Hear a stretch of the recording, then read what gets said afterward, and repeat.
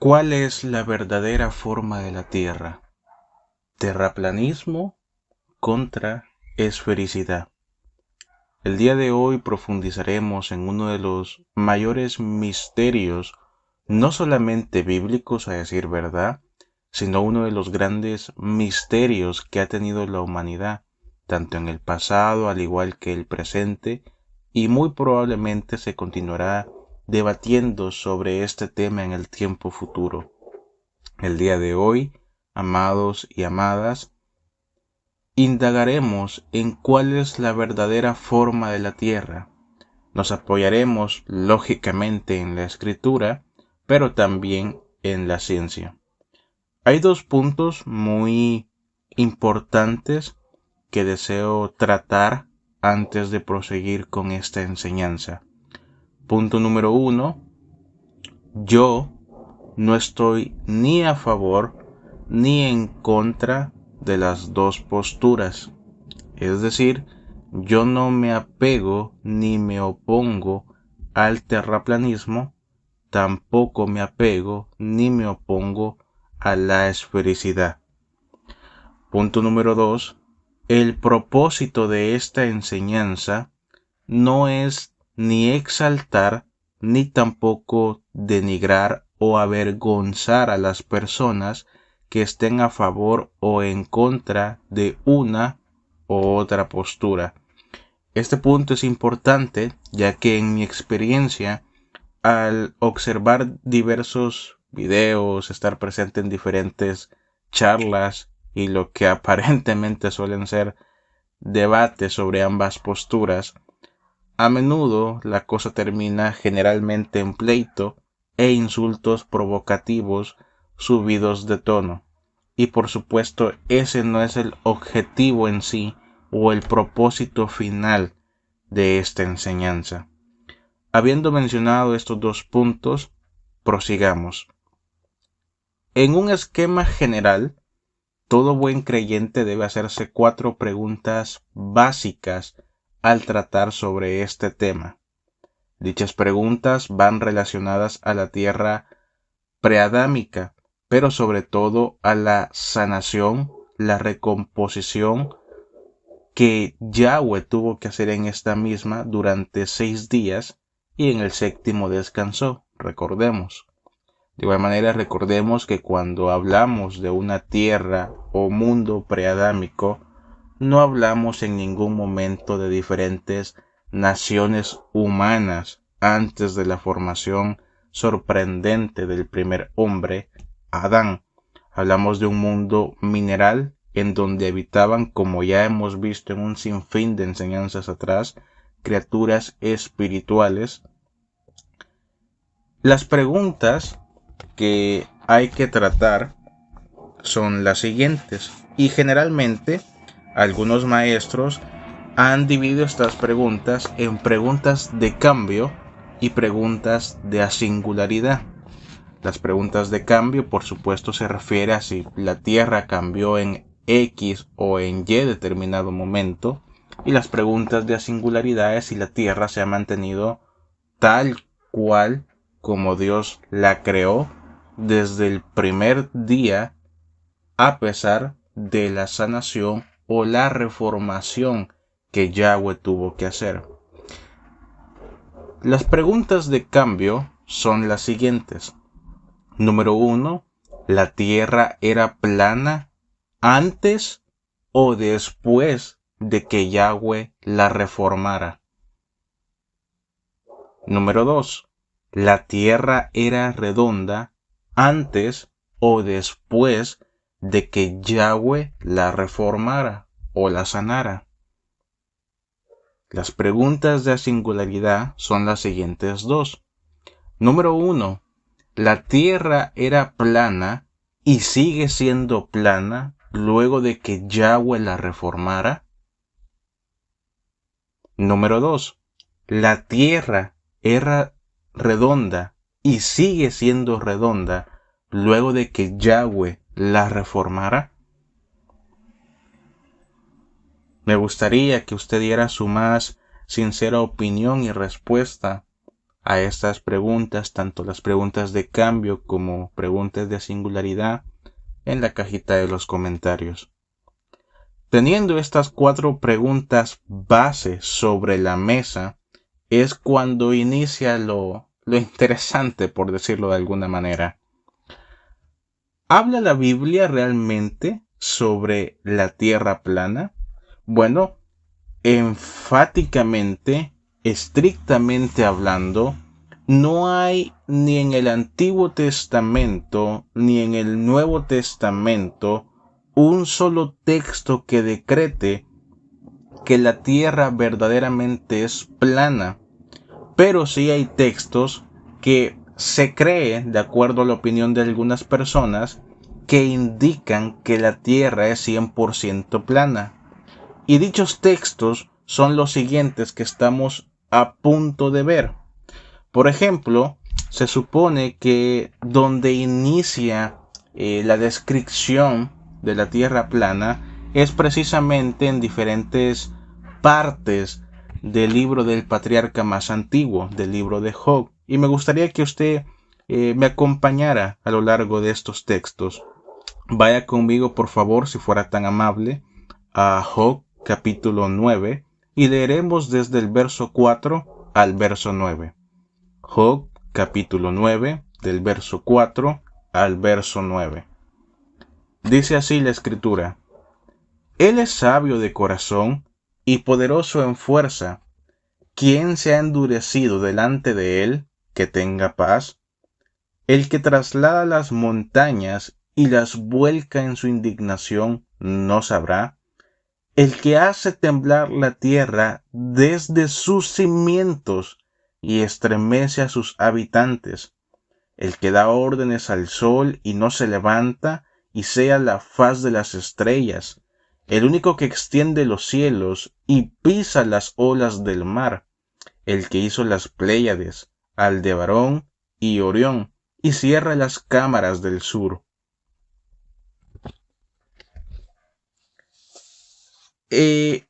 A causa de este pasaje, han habido diversos debates a lo largo del tiempo, ya que por una parte aparentemente se hace ver que la Tierra es plana, aunque más adelante esto mismo aparentemente se desmiente.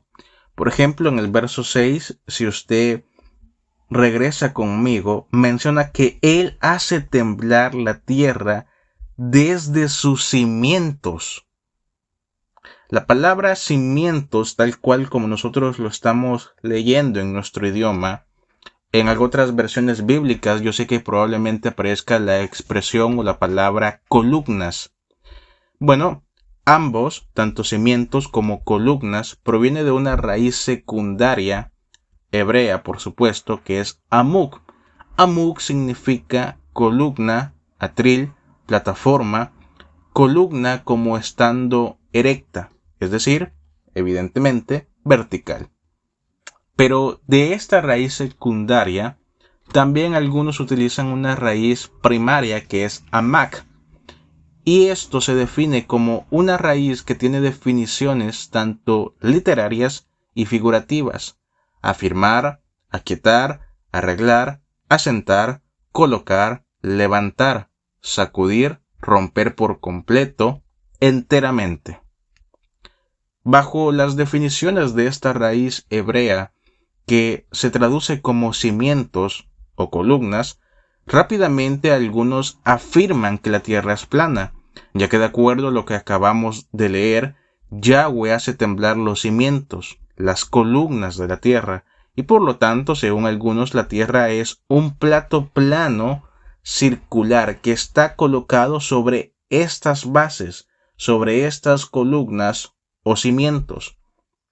Por otra parte, muchos refutan esto, ya que la propia raíz hebrea indica que las definiciones pueden ser tanto literales como figurativas.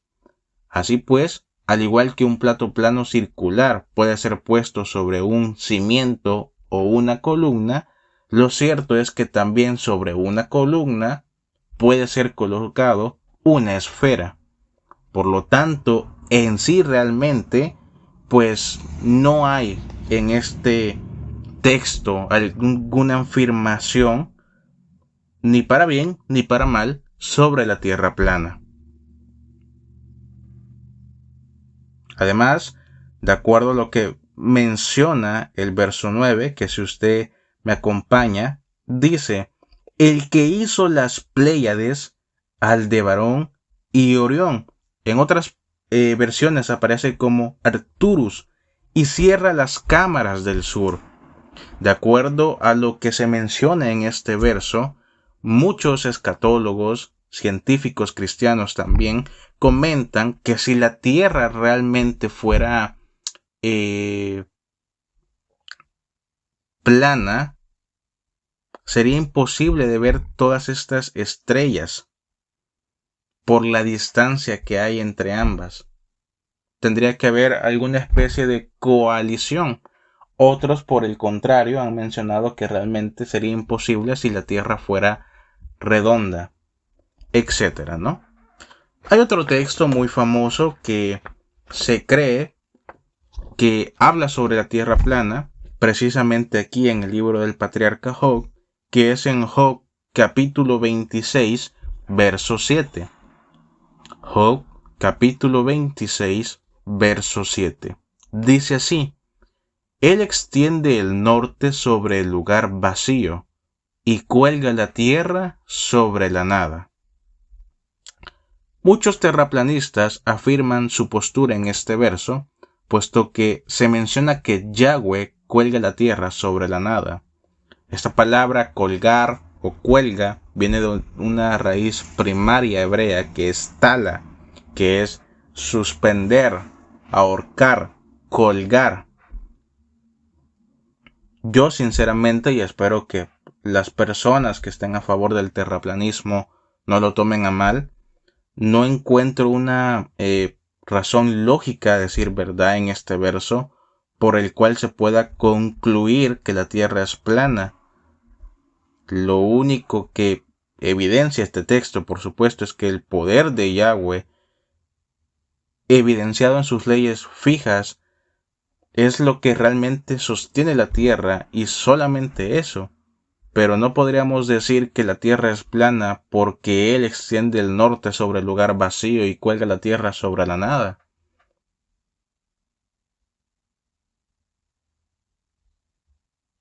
Colgar la tierra sobre la nada, fácilmente, hermano Adonai, podría colgar una tierra plana. Sí, ciertamente sí. Pero también podría colgar una tierra esférica o redonda.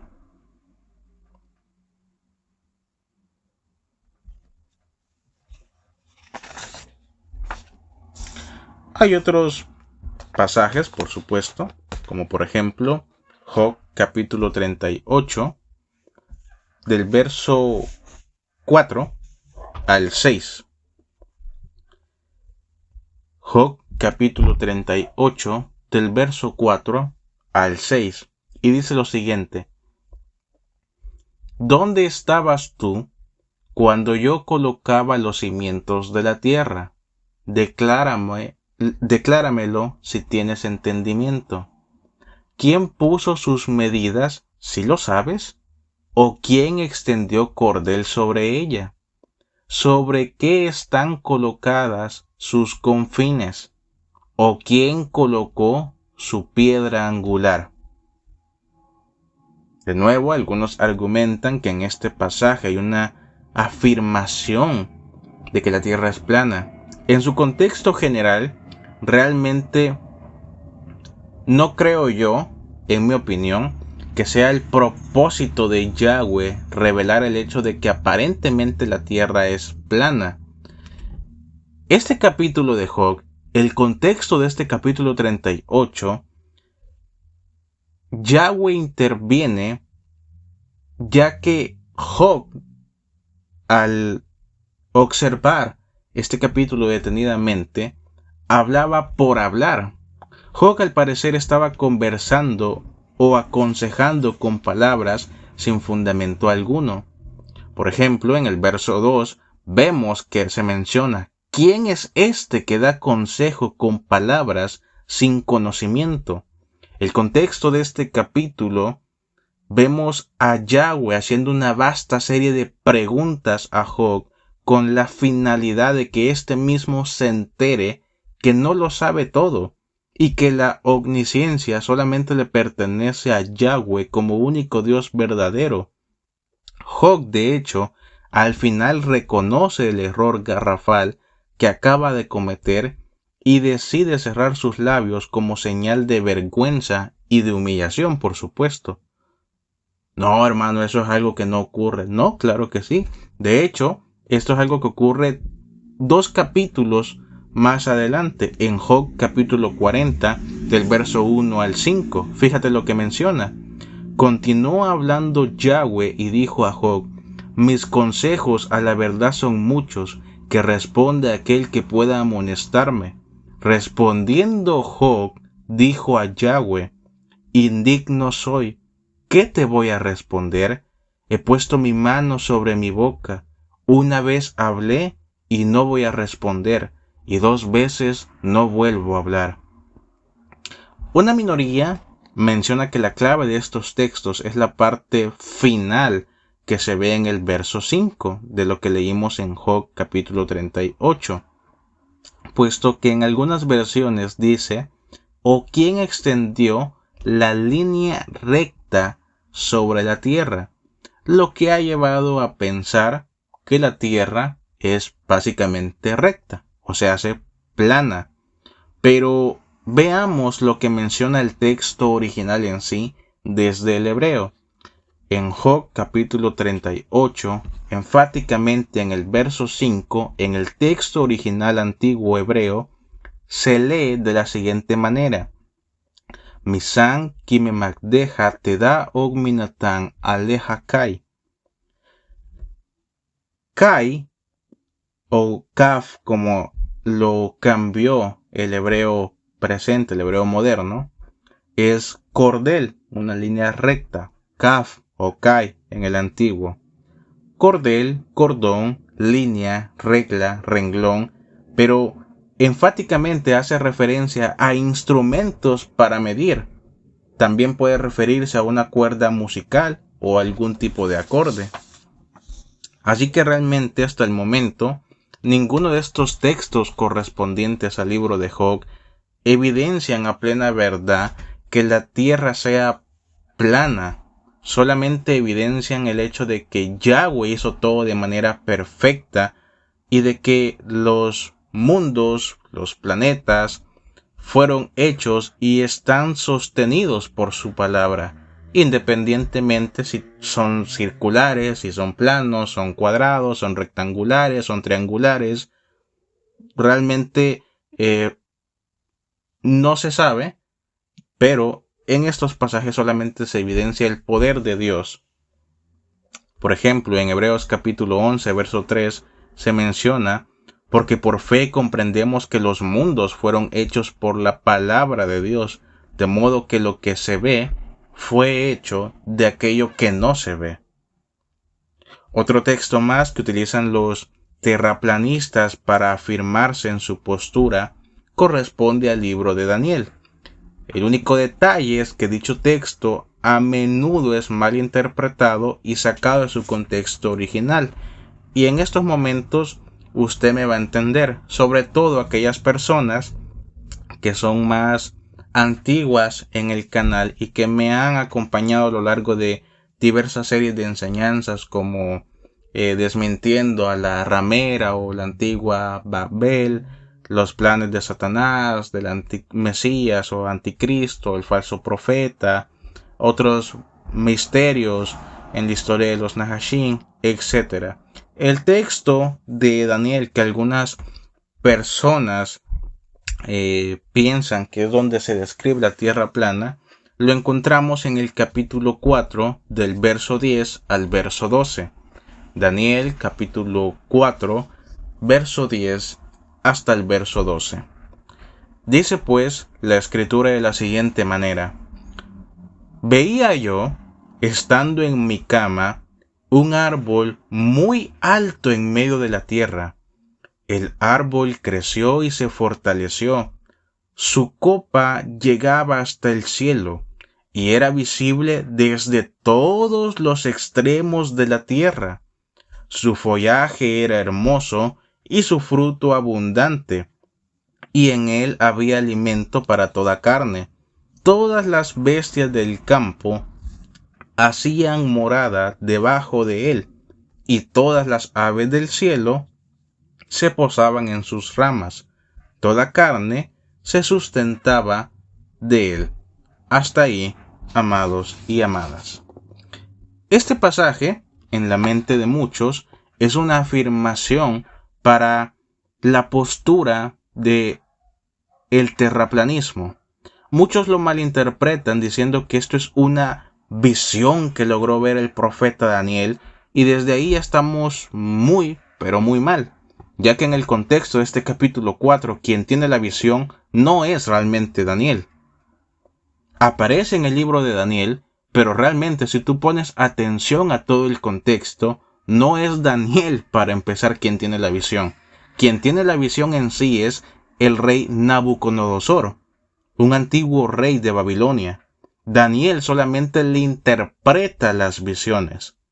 Posteriormente lo sacan de contexto diciendo que en la visión se logra ver un árbol totalmente gigante, hermoso, un árbol antiguo, del cual casualmente todos se alimentan y todos los seres de la tierra alcanzan a verlo, tal como se menciona en el verso 11. Por ende, la tierra debe de ser plana para que todos evidentemente puedan observar dicho árbol. Sin embargo, esto es algo equívoco, ya que el árbol que logra apreciarse o percibirse en la visión del rey Nabucodonosor no era realmente un árbol en sí, era Nabucodonosor mismo representado en la visión, y de hecho no era para la mejor manera. De hecho, si nosotros nos damos cuenta a partir del verso 13 al 17, vemos la segunda parte de la visión. Fíjate lo que menciona Daniel 4, verso 13 al 17. Estando en mi cama, veía en la visión de mi cabeza a un vigilante y santo que descendió del cielo, que exclamó fuertemente y dijo así: derriben el árbol, corten sus ramas, arranquen su follaje y dispersen su fruto, apártense las bestias de debajo de él y las aves del cielo de sus ramas. Pero dejen el tronco con sus raíces en el suelo, con ataduras de hierro y de bronce entre la hierba tierna del campo, que se empape con el rocío del cielo, junto con las bestias del campo, cuya morada es entre la hierba de la tierra. Sea transformado su corazón de hombre en corazón de bestia, hasta que 7 tiempos transcurran sobre él. Por orden del vigilante es el decreto, y por palabra del santo es la petición, para que los vivientes sepan que el Altísimo tiene el dominio sobre el reino de los hombres, y que se lo entregará a quien le plazca, y constituirá sobre él al más humilde de los hombres. Como nos damos cuenta, este pasaje y enfáticamente los últimos 3 versos dan a entender de manera clara que no se trataba de un árbol en sí, sino de un hombre. Dicho hombre era Nabucodonosor mismo. Al final estas visiones son de sentencia y por supuesto se terminan cumpliendo en la vida de Nabucodonosor. Del verso 18 al 28, Daniel interpreta el segundo sueño de Nabucodonosor. Del verso 29 al verso 33, la sentencia de Yahweh hacia Nabucodonosor se cumple. Y del verso 34 al verso 37, vemos la restauración de Nabucodonosor. Por lo tanto, todo este capítulo en ningún momento habla sobre una tierra aparentemente plana, sino sobre una advertencia, juicio y restauración en la vida del rey antiguo Nabucodonosor. Aún así, evidentemente muchos insisten que del verso 10 al 12 del respectivo capítulo hay una clara verdad de la tierra plana, pero esto no es así. El árbol no solamente es símbolo de la fama que había alcanzado Nabucodonosor, fama por supuesto que llegaba hasta lo más extenso de la tierra. El árbol también es símbolo del imperio babilónico de dicha época. Desde el Golfo Pérsico hasta el mar Mediterráneo se extendía con mucha probabilidad desde las cataratas del río Nilo hasta Asia Menor. Y por esa razón, por supuesto, se menciona que todos los habitantes de la tierra lograban observar la magnificencia de dicho árbol. Por si fuera poco, otro error garrafal que aquellos que han estudiado filosofía van a entender rápidamente. En filosofía se nos enseña que todo aquello tiene que tener cierto orden bajo la lógica del creador.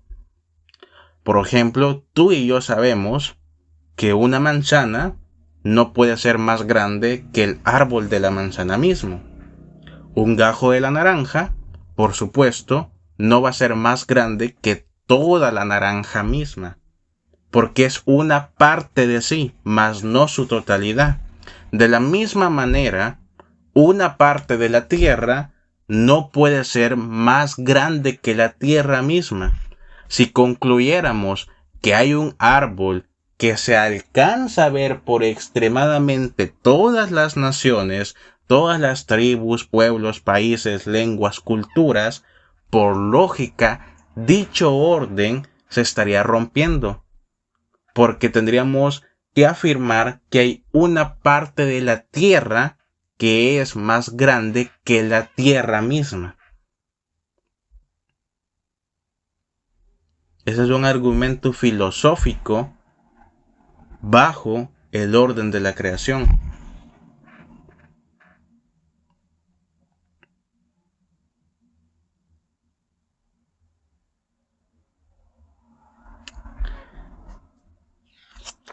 Veamos otros textos sobre lo que aparentemente se evidencia que la tierra es plana.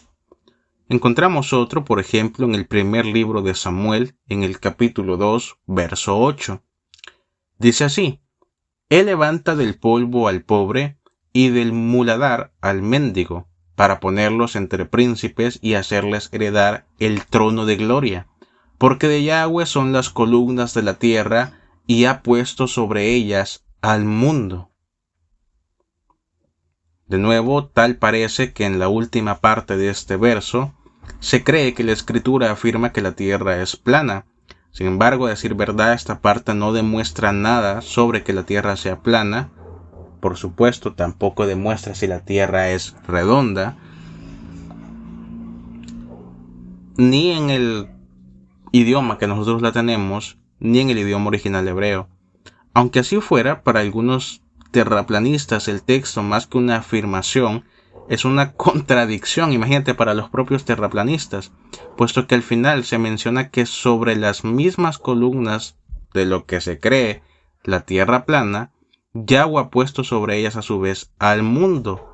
Y para muchos esto es un conflicto, ya que al parecer no existe el mundo. Algunos han llegado a una conclusión extrema al decir que en sí las estrellas como cuerpos celestes no existen, sino que estas mismas son todas ángeles caídos que de pronto cuando los vemos brillar, pues básicamente nos están diciendo: ¿qué onda? ¿Cómo estás? Nos están saludando.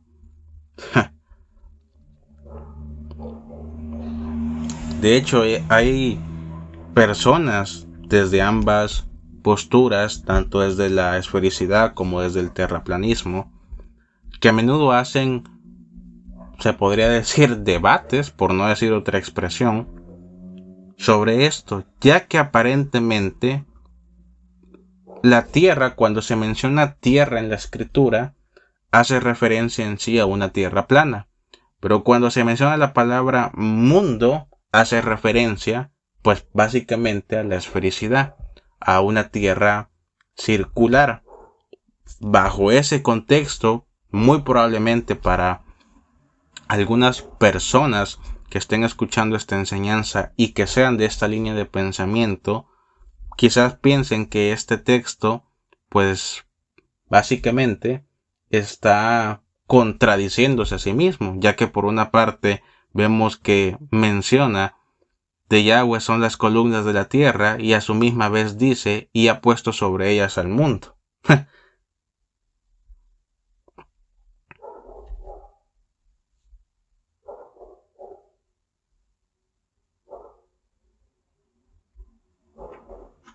Hay otros textos, por supuesto.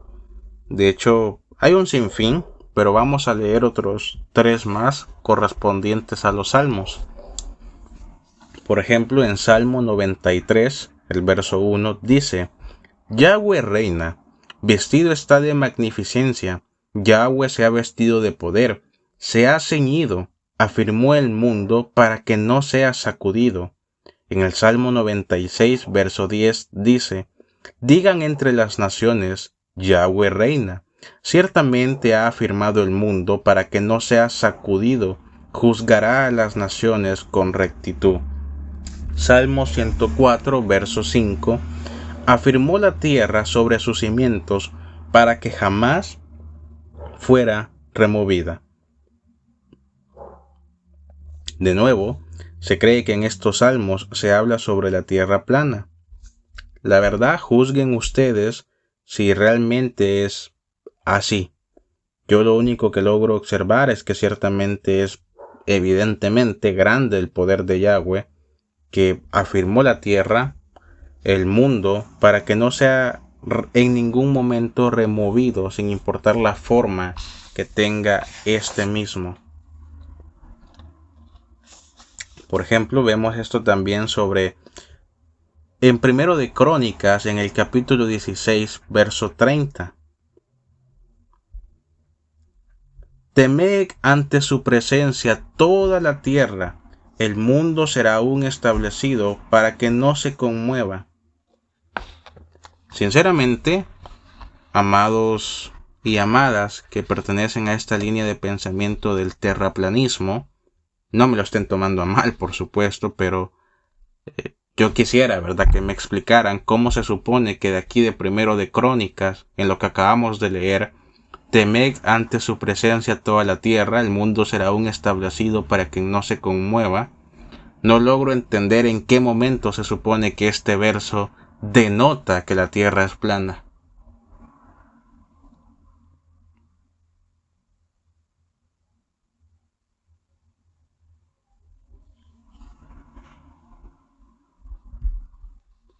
Hay otro que es Isaías capítulo 40, verso 22. Dice así, Isaías capítulo 40, verso 22. Él está sentado sobre el globo de la tierra, cuyos moradores son como langostas. Él extiende los cielos como una cortina, los tiende como una tienda para morar. Aparentemente en la primera parte del verso y específicamente en la palabra globo se encierra el misterio de la tierra plana, de lo plano que es la tierra. Pero esto es falso, ya que la propia palabra en el hebreo original dice todo lo contrario. El globo, la palabra o la expresión que nosotros logramos observar en este verso, en el hebreo original es kayuk, que es círculo, redondez, describir una esfera, una especie de redondez, describir un círculo. Muchas versiones corrigieron casualmente esta palabra, puesto que globo no tiene nada que ver con la expresión hebrea. Dichas versiones mencionan en la primera parte del verso, él pues está sentado sobre la redondez de la tierra.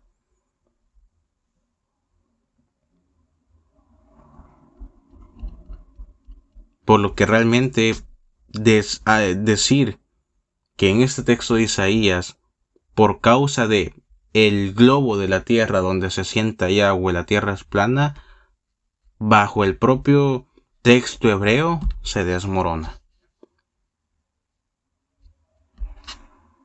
Otro texto muy utilizado para afirmar que la Tierra es plana, lo encontramos en el Evangelio de Lucas.